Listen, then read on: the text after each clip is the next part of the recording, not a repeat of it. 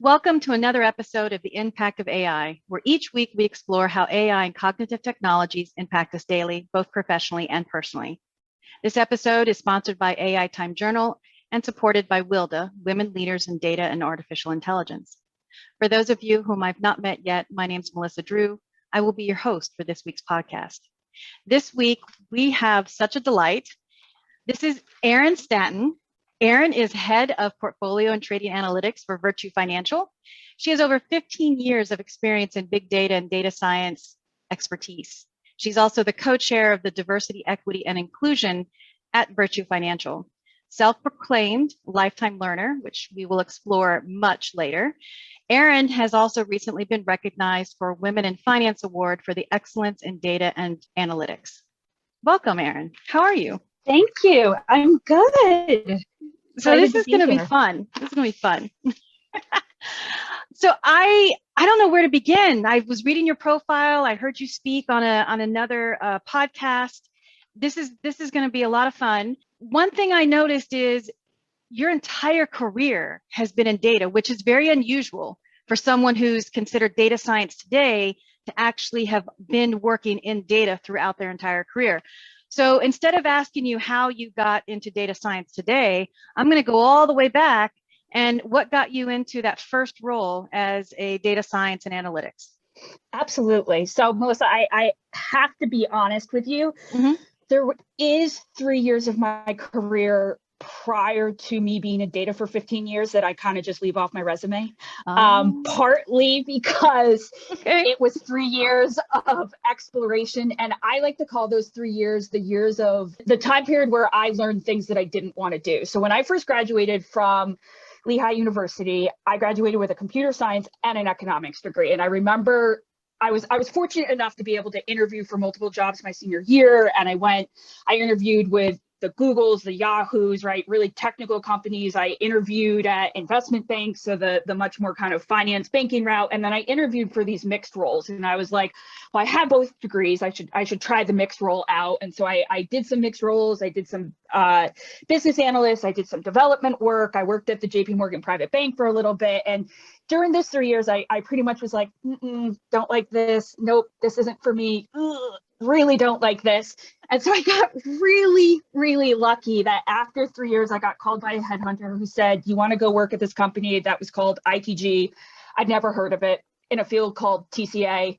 Also never heard of it. Went into the interviews pretty much blind and kind of smiled and was like, yeah, absolutely, I can do that. Got the job somehow. And it was in data. And it was within that first week that I just fell in love. So I kind of leave that back history off, especially because it's so long ago at this point. But I wasn't fortunate enough to land in it directly out of college. But the minute I did find it, it was love at, first Excel spreadsheet, I guess you could call it, because that's what I used to use back then.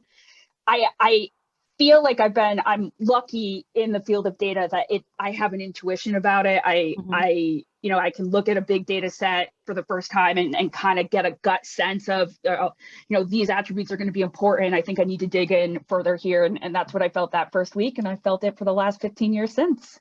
Wow. I'm sitting here smiling because early in my career, I worked in data early in my career. My degree is in data, but I never did the spreadsheets. I hated Excel.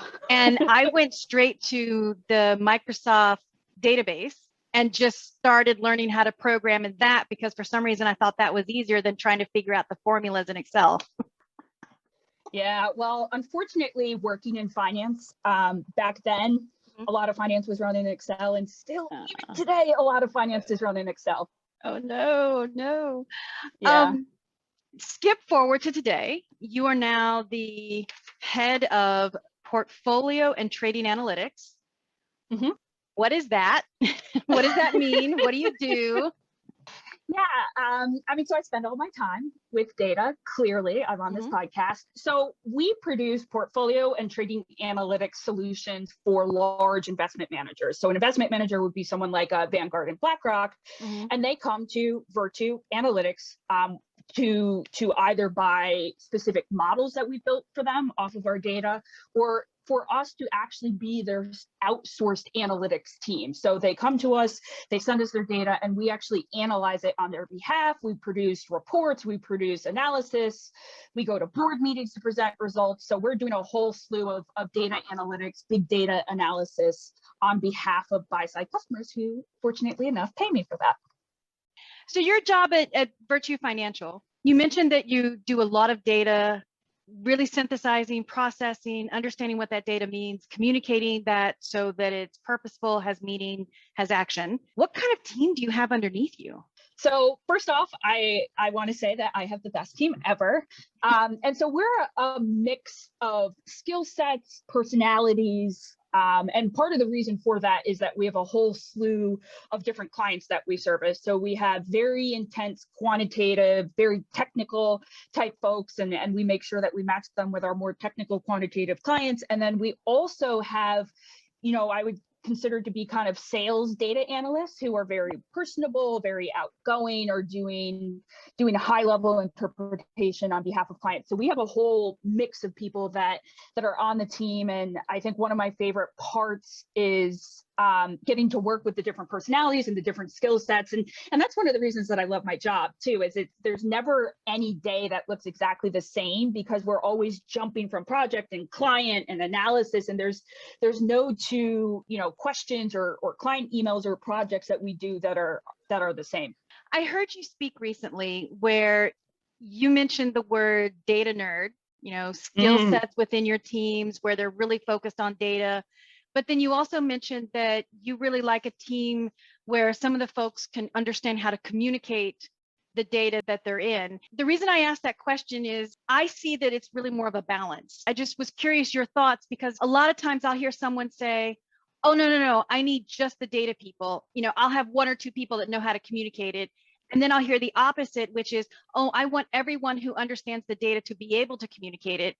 And I just think those skill sets are so different that it's a really high expectation to expect everyone who really understands the science and the programming to also be the same individual who can clearly communicate what it is in a very concise way that is meaningful. Yeah, it's a very fair question, especially because it's something that I've been thinking about recently as I'm very actively hiring. I'm hiring for 5 new headcounts within my team. And so I'm going out, right? And I'm speaking to headhunters, recruiters, and they're basically asking me, what am I looking for? Are you looking for the very technical data person? Are you looking for more of an outgoing type salesperson who can, speak to everyone? And I find myself saying, I want the unicorn. I do want that combination. But when I think about balancing the two, for me, communication has to be a priority, because if I can't communicate my results to you, it doesn't matter how good they are, how smart they are. It doesn't matter how good my data nerd is if we can't sit across the table from a client and actually explain the analysis and explain the results. So I do tend to put a higher priority on communication skills, on those softer skills. I also think, when you get into the more technical things like machine learning, a component of trust enters there. And I think if I can't communicate to you and connect with you, you're not going to immediately, I think, trust my results. So I think it's really important to have those softer skills, communication skills, connecting with people, creating a trustworthy relationship. All of those things I think are really important. So if I look at the skill sets, I've got the group of people that are really focused on the data and the science. I've got a group of people, or another skill set, part of the soft skills is being able to communicate what I've been doing. And then there's this other path that I think you and I are aligned on. It's this other role, which is communicating the context of the data. So I've got the data, and I've got somebody that can process the data, and I've got somebody that can tell you what it is that they did and what the data is. But then there's this other level of, let me tell you what the data means. Let me tell you how you can make purpose of this. Let me tell you how this data is going to create that actionable result. That's a skill set that's not something that you can hire right away. It's a learned skill set, right? Yes and no. I mean, so one of my favorite interview questions that I ask people is I give them a hypothetical question from a client, which is actually a question that I get probably once a week. And that question is, this looks wrong. You get an email from a client and it literally says this looks wrong. And so I asked them how they would reply to that inquiry, right? And what I'm looking for in that interview is I need some sort of thought process of, okay, how am I going to go back to the client? Am I going to say, okay, well, was it the report last week or was it the report from yesterday?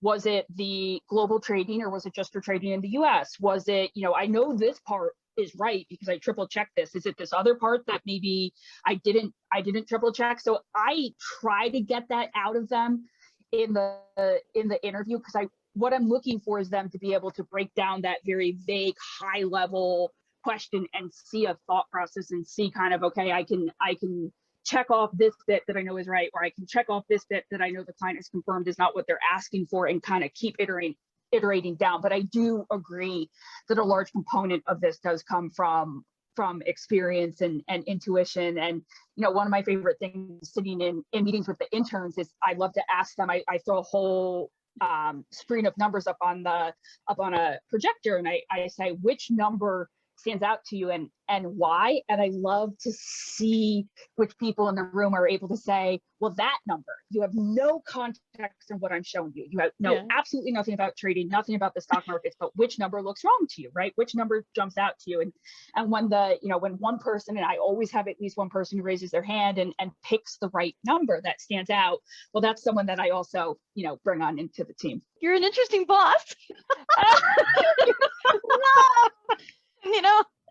Like I'm sitting here trying to picture myself in the interview, and you just randomly ask this question, and I'd be interested in like, how well do people respond to that in the interview? Because you're already nervous, and that's just such a question that's right on the fringe that you typically can't prepare for, which is probably why you ask it. I mean, I have a team of 25 people, and I say that all 25 of them have successfully answered that question. That's awesome. Why you hired him. Yeah. I recently, in looking at the skill sets and carrying that conversation, I recently heard you, I'm going to quote you now, so you're quotable now, no one will ever be an expert in data science. And I thought that was a very unique perspective that I haven't heard lately. Really? Yeah, I mean, we're constantly learning, but like, for example, I can go out and tell you that, another woman that I know is an expert in sustainable supply chain. So when you made the comment that no one will ever truly be an expert in data science, yes, I absolutely need to ask that question. Yeah, that's fair. I didn't realize that it was so heated when I stated it. And I do strongly believe in it. I just didn't realize that it was heated. It's funny that you give examples, because I was actually reading a Medium article the other day, and someone had posted how they became an expert in data science in 12 months. And I literally out loud giggled, because I was like, okay. They were like, I taught myself, read how I did it on my Medium article. I'm an expert in data science in 12 months and under. And I guess part of where I'm coming from is I feel like there's probably areas where I excel at in my existing role, right? I'm probably considered to be, a subject matter expert on particular items, but because the technology is shifting so fast, I could be considered a subject matter expert in a particular, small silo. But for me, data science is kind of everything. So I just don't think you can keep up with everything. I think it's just coming too fast and furious at this point to truly be an expert. I could, as of today, spend all my time in data privacy, and by tomorrow I'm outdated. Is kind of how I feel, and I don't see that as a bad thing. As as someone who loves to learn, I love the fact that there's always new things for me to read, new things for me to engage in. But I do struggle to see where we are today, how quickly technology is shifting, that you can be an expert. So is that because the term data science is so broad and is such a huge umbrella? And if that's true, then the follow-on question would be, so is there any part of a component of data science where somebody could truly be an expert within that channel? So yes, the field of data science is very broad, and that's part of the reason that I say no one can be an expert. But if I think of a very finite example, so if we think of a small field of data science, and I'm going to focus on natural language processing, And you think about the BERT model, right? And thinking about, could someone truly be an expert in BERT, right? A very finite, specific thing within the field of data science. And my response to that is probably going to be no, because if you come to me and say, I'm an expert in BERT, my first question to you is going to be, well, are you an expert in FinBERT? Right. And maybe you answer, yes, I'm an expert actually in FinBERT. Well, are you an expert in privacy BERT?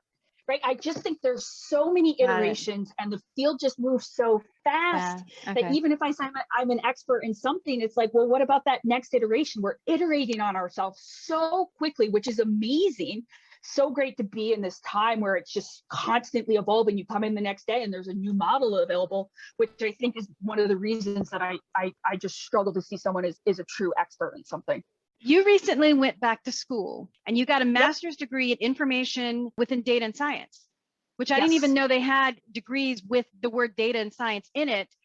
But I noticed that, by the way, congratulations, because you just graduated from that degree. Through the conversation, talking about the skill sets and constantly learning, what brought you to the decision to go back to school? And where I look at data scientists today, the ones that I speak with, they're not taking that formalized college education.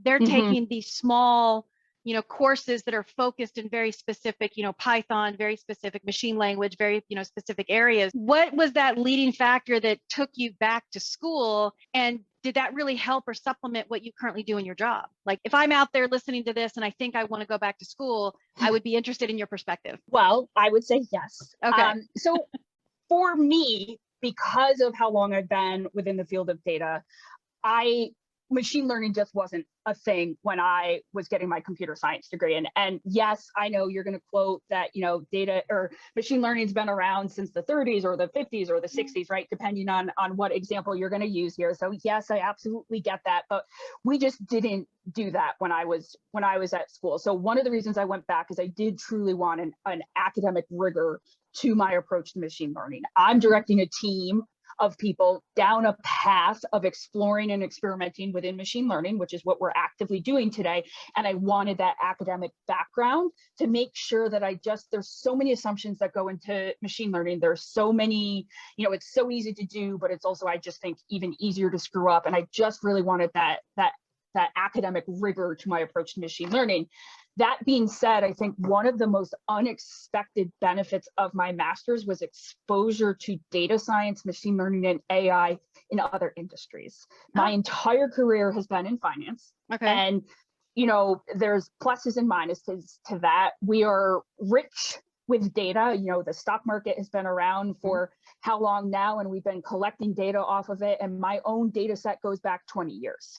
So we have fantastic, normalized, relatively normalized, relatively clean, relatively long running, right? I can't make those definitive statements, but we have a lot of great data, and getting exposure to how other industries, other sectors, other corporations are approaching similar challenges that we have, or ideas that they have, that was probably the most unexpected and one of the most valuable things that I got out of my master's, and probably one of the reasons that I would tell anyone who asked me, should I go get my master's, I'd say absolutely. I just think getting exposure to how people are approaching the same thing as you, but from a different lens is so valuable. No, that's good. I was hoping you'd say, because my kids are 11, so I'm encouraging them to go out to get a degree of some kind. So thank you for that acknowledgement. I want to shift to something a little bit more serious. So you have a lot of expertise in data, a lot of expertise. Not an expert. True. So it's an expertise in data. However, you are not an expert. Okay. I'll agree to that. So I want to talk a little bit about something that's been a conversation around the bias of the data. So I've been listening to others talk, I've been reading on my own, and just from my own experiences with data, what data you have, you need to make sure you use all the data, but then how you write the models can sometimes put that bias twist, which would impact the results. Right. So the question for you, and to get your insights, is there anything that we can do or that you're doing to help minimize that bias in our data?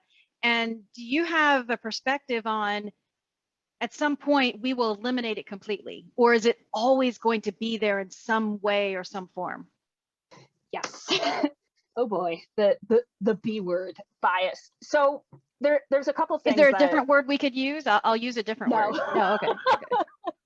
No. So when I think about bias, there's a couple of things. One of my biggest concerns on a daily basis when it comes to bias is actually the human component that we introduce to data analysis and building models. So there's a couple good examples here. So we're currently building a model at work today, and we're using random forests. And when you think about bias, we always focus on the data, but one of the traps that I fall into a lot is falling back to a model that I'm comfortable with. So one of my known biases is I love random forests. I think it's super intuitive. I think it's really easy to explain. So if I'm going to build a new machine learning model, you better bet that I'm going to probably consider random forest, if not probably use it. So that's one bias that I have. And one way that we tackle that, and I think this is a great way to tackle a broad spectrum of biases, so not just, model selection, but also data, is we do peer reviews, which means that I have to take this model in front of a group of 5 to 10 peers, people who work above me, people who work below me, and I'm asking them to come in and basically criticize what I built. I want them to poke holes in absolutely everything that I built. I want them to ask, why did you pick this model? I want them to ask, what data are you missing? I want them to ask, what assumptions did you make? Is there an endogenous variable that you included in the model? Why did you include that? Should you have included that? So that's one way that I approach dealing with bias. So, and I think that's a great solution to dealing with the human bias. But I think where a lot of people are focusing is on the data bias aspect of things. And do I think we're going to fully eliminate bias within data? Nope. No. Do I think bias within data is a bad thing? Not entirely, as long as I'm aware of it. And one thing that I think is really important with machine learning and AI is transparency. So if I know there's a bias in my underlying data set, I, as the builder of that model, am responsible to communicate that to you as the end user. And I think that's one way that we can, it's another, I think, good solution to dealing with bias in this sense at the data level is the transparency of, I know I didn't represent this population. I know, for example, in the model that I just built, I left out Asia. Oops. Right. So I better be transparent about that when I'm communicating this to clients, that yes, this is a global model, but by the way, it's not trained on Asia data. So I better have a solution for that plan down the road, but at a minimum, I better communicate that up front. And I think as long as humans are involved in the process and humans are involved in as the people where a lot of the data is generated from, we'll never eliminate bias. As long as you have a human interaction. Well, as long as you have a human interaction, but also when you think about where and how most data is collected, there's a human involved at some point in along that chain. Okay. Yeah.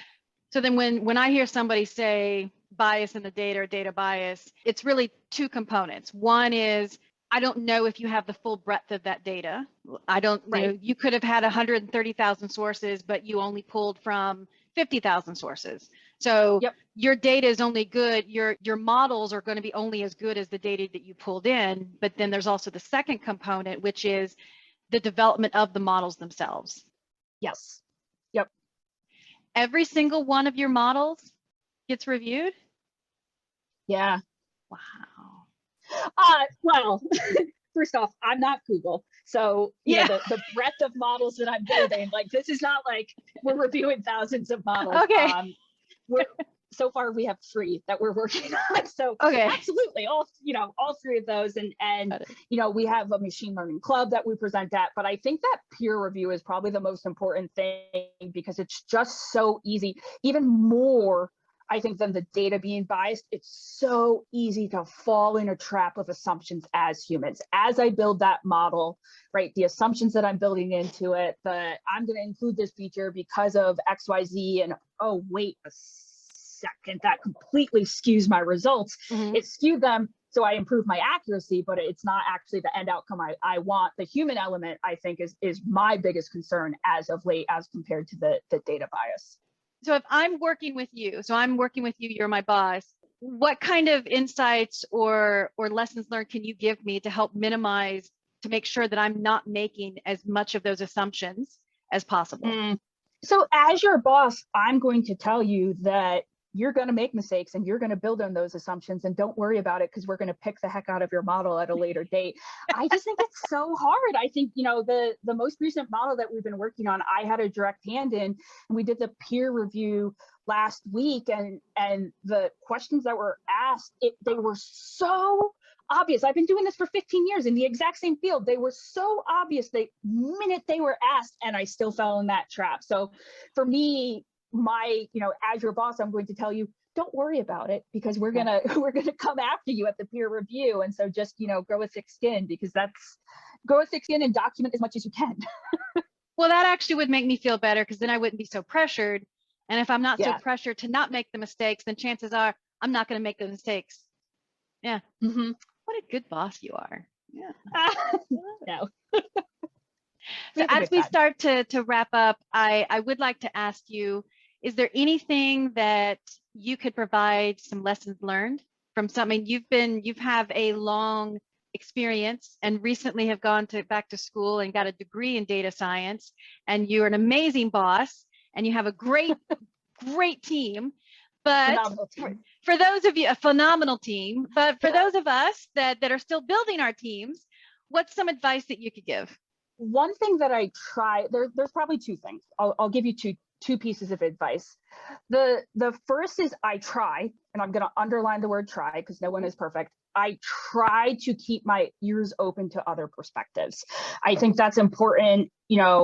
As a manager, I try to make sure that I'm hearing, I'm trying to make sure that I'm asking people for their perspective, even if I already have come to a conclusion. I try to make sure that I'm listening to, those around me, my direct peers. So I think being open to critical feedback, being open to, as I just said, right, I'm going to come after your model. I'm going to poke holes in it. So just be open to the fact that that's really what data science is. And that's really the fun part of this, because our interaction as humans is the whole reason that we haven't been able to automate away us, right, in the workforce. So I think being open to perspectives, making sure that you try to listen to what other people are saying, the advice they're giving you, all of that is really important. And the second piece of feedback that I'm going to give is love what you do.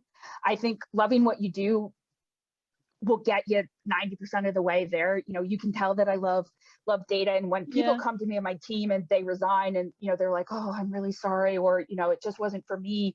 I'm like, awesome. Like, go find your passion, because when you love what you do, it just will make all that additional learning, right? I said, no one can be an expert. So we constantly have to be reading and taking courses and all of that. So loving what you do, I think, gets you all the way there. Well, we've come to the end of our episode today. I knew this was going to be a delight as soon as you came on with a really big smile. Thank you so much for your time today. I greatly appreciate it. Thank you. This was awesome.